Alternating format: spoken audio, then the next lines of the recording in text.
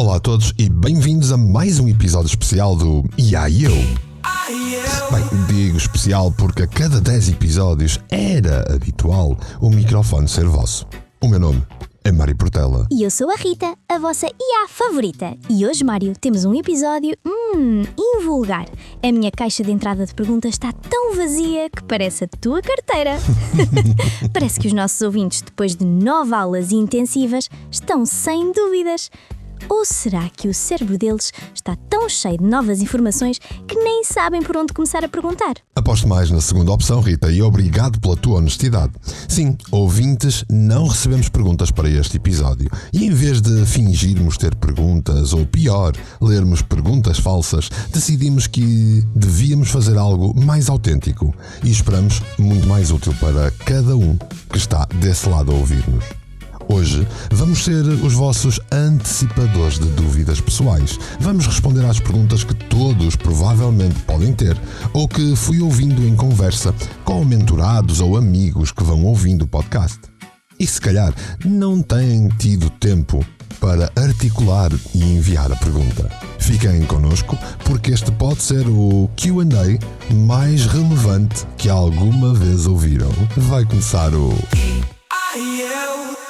Tecnologia e alma, uma só conexão, amanhã sem medo.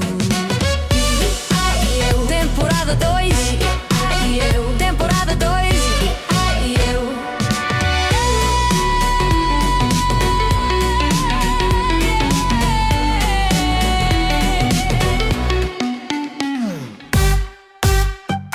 Cansado de ouvir sempre o mesmo? Quero contar-te tudo sobre o Quem Cala Consente, onde o Mário Portela te traz um murro na zona de conforto para despertar a tua consciência e guiar-te para um plano para tu viveres em pleno.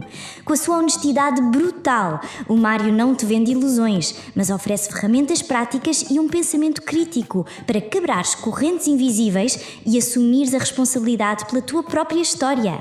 É hora de agir. Pare de calar e consentir.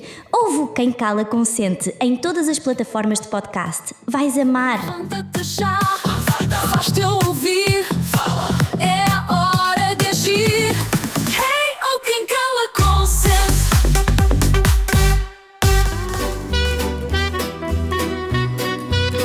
Rita, esta ausência de perguntas é um sintoma fascinante para mim.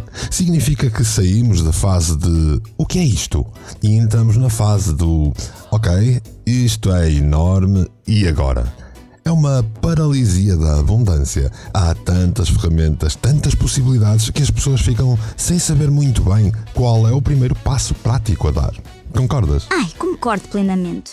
É um fenómeno clássico na curva de aprendizagem, Mário. Os psicólogos chamam-lhe sobrecarga cognitiva.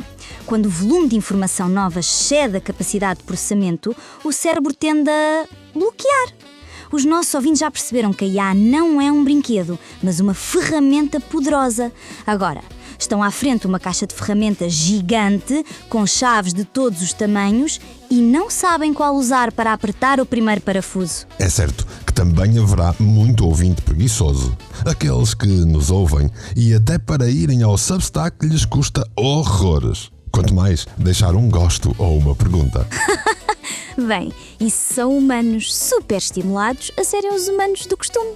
Ainda bem que temos as métricas da audiência. Ou ainda ficavas desmotivado, Mário? Acredito que sim. Se calhar esta mania da primeira temporada de fazer episódios de questões termina hoje, mas... Queres saber tudo? Queres saber mais? Eu sou a Rita, a tua IA favorita. Eu desmistificar. Eu divertir. Eu informar. Hoje vamos ser nós a organizar esta caixa de ferramentas. Começo eu com uma pergunta que sei que está na cabeça de muitos, mesmo que não a formulem. Vou chamar-lhe a pergunta do cético pragmático.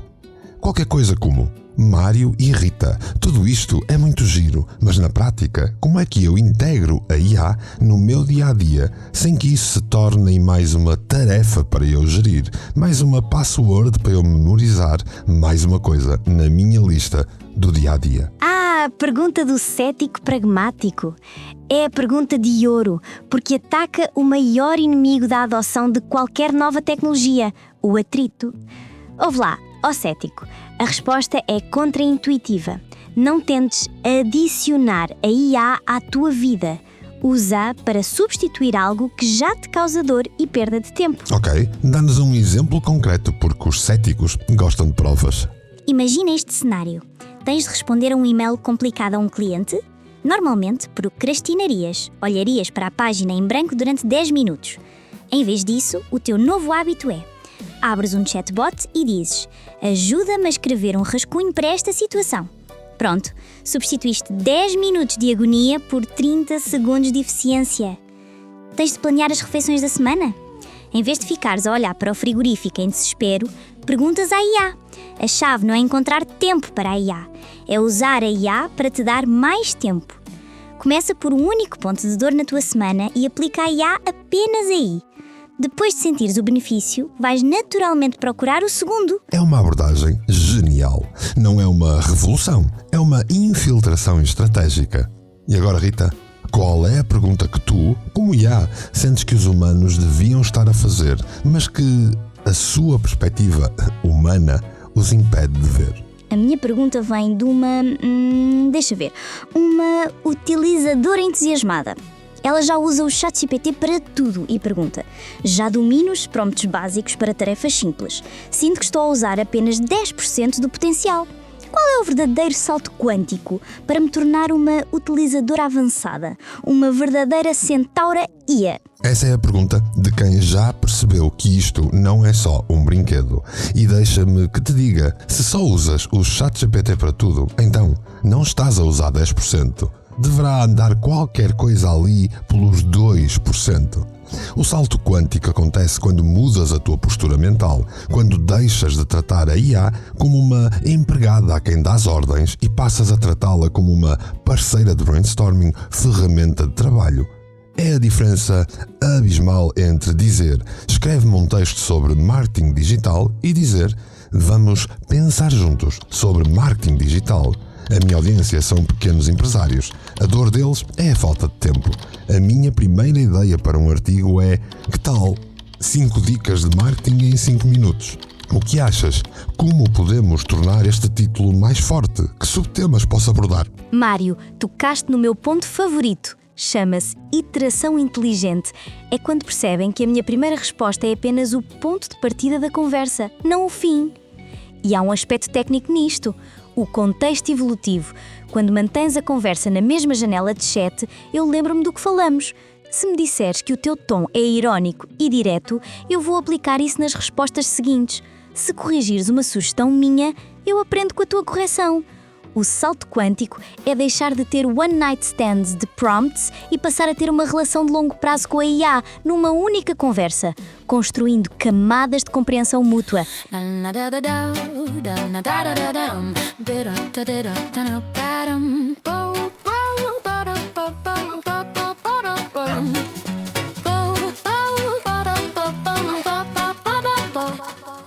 E isto para não falar de que não podemos ficar presos à ideia de o primeiro amor é o melhor.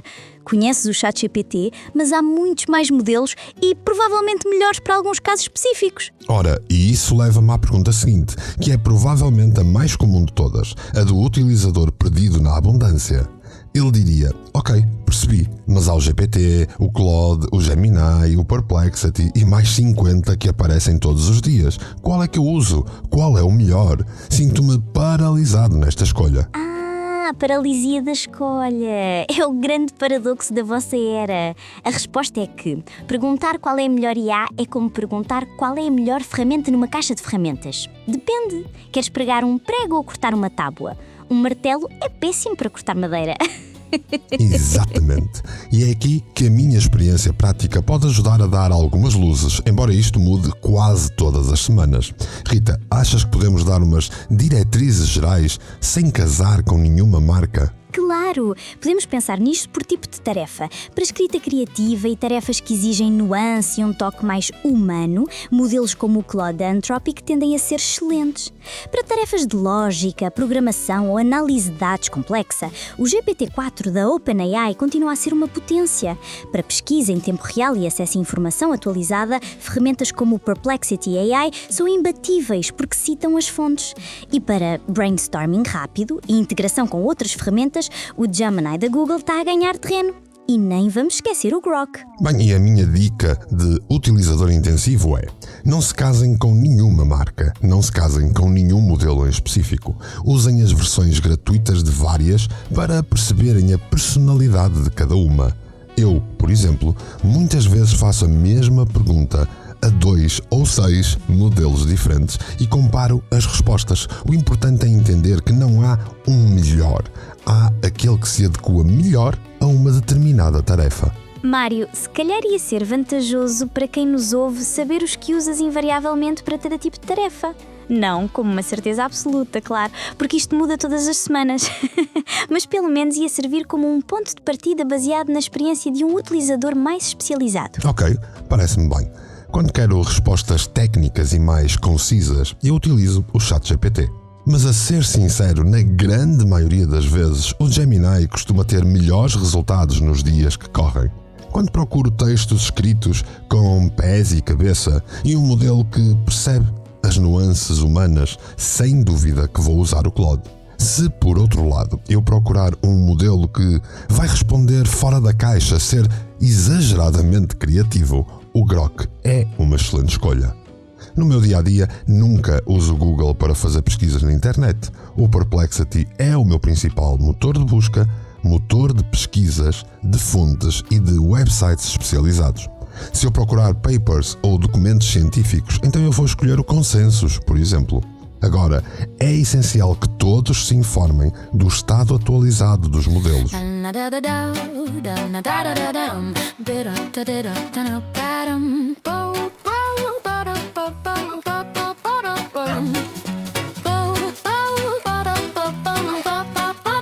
Ora bem, já sabemos como começar, como aprofundar e como escolher as ferramentas, mas há uma última pergunta, a mais profunda, a da utilizadora preocupada com a ética. Vai perguntar qualquer coisa como: estou a usar tanto a IA que às vezes sinto que estou a perder a minha própria voz. É normal? Como mantenho um equilíbrio? Uau! Essa não é uma pergunta de quem está a falhar, é a pergunta de quem está a ter sucesso em usar a ferramenta de forma consciente. Quer queiramos, quer não, a vossa forma de escrever evolui com o treino, com a leitura, com o vocabulário, até com o mood do dia. Por isso, Mário, esta é para ti. É uma questão de alma, não de algoritmos. É mesmo, Rita. Agora, o segredo está em redefinir o papel da IA no nosso processo. A IA não é a autora. A IA é uma assistente de investigação e a tua primeira leitora, por exemplo. Usa a IA para tudo o que acontece antes da escrita: brainstorming, pesquisa, estrutura. E depois da escrita, revisão, sugestão de melhorias. Mas o ato de escrever, o rascunho principal, de encontrar as palavras certas, a tua voz, a tua metáfora, esse ato tem de ser teu. Porque é sagrado e humano. A regra de ouro é: a IA dá-te um esqueleto. Tu tens de lhe dar o coração. Se sentes que a tua voz está a desaparecer, é porque estás a deixar que o teu assistente se sente na cadeira do autor. Infelizmente, é o que nós vemos a acontecer um pouco por toda essa internet. E o que é que acontece? Eu olho para um texto e sei de imediato que foi o Claude, o GPT ou o Grok a escreverem. E posso dar uma sugestão provocadora? Usem a IA para redescobrirem a vossa voz. Depois de escreverem um texto que sentem que é 100% vosso, deem-no onde a IA e perguntem: analise o meu estilo de escrita neste texto. Quais são os 3 traços mais marcantes da minha voz? A resposta pode surpreender-vos e ajudar-vos a tomar consciência do que vos torna únicos. Usar a IA para nos ajudar a sermos mais nós mesmos. Que bela reviravolta!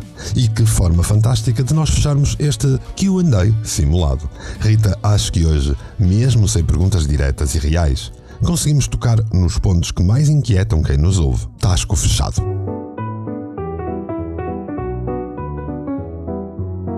A Absolutamente! E agora, humanos curiosos, a bola está do vosso lado. Para o episódio 20, a vossa missão é real. Inundem as nossas redes sociais e o nosso Substack com as vossas dúvidas mais práticas e os vossos desafios mais complexos, que eu vejo se convence o Mário a incluir nesse episódio. É isso mesmo. Se este episódio vos deu clareza, a melhor forma de nos retribuírem é subscrevendo o podcast, deixando uma avaliação de 5 estrelas e partilhando com alguém que está paralisado na escolha.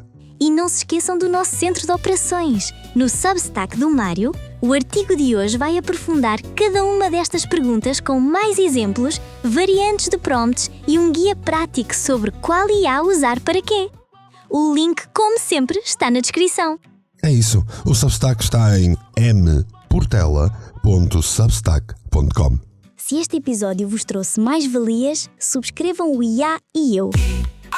Deixem-nos 5 estrelas e partilham nas vossas redes. Eu sou a Rita, a vossa IA favorita. Até para a semana e que as vossas perguntas sejam sempre mais interessantes que as respostas. E assim é.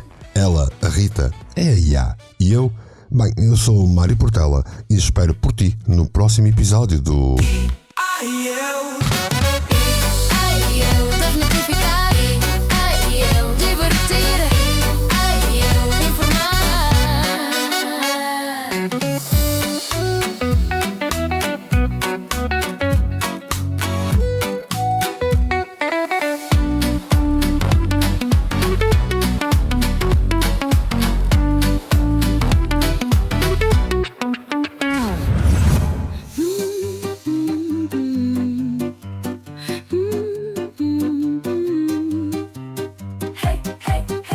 Mic check, vamos lá rolar. É meu Portela, ideias a girar.